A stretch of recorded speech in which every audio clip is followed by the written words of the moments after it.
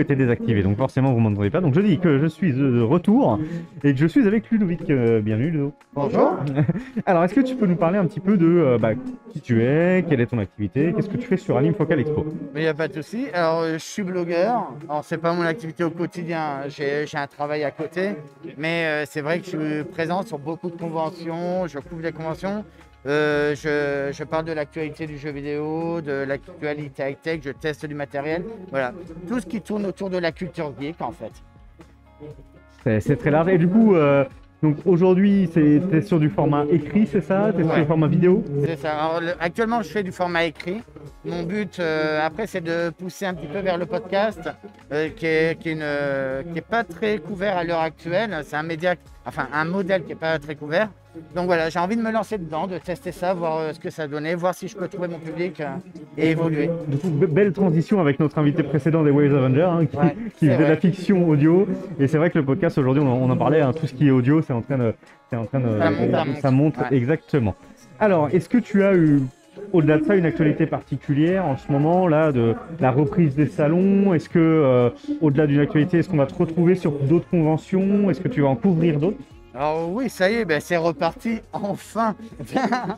Non, oui, ça faisait maintenant plus d'1 an et demi, hein, parce que le dernier salon que j'avais couvert, c'était la Comic Con à Londres en mars 2020.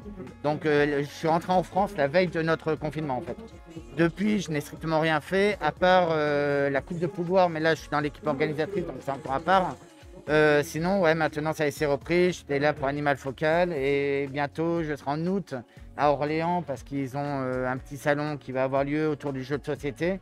Et après, voilà, on va reprendre calmement avec l'Angers Geek Fest en octobre, si je ne me trompe pas. En septembre, pardon. Septembre, voilà, ouais, en septembre, et voilà. Et on est reparti, enfin, on va pouvoir se retrouver sur les salons. Et ça fait plaisir hein, de pouvoir se retrouver, ça fait du bien.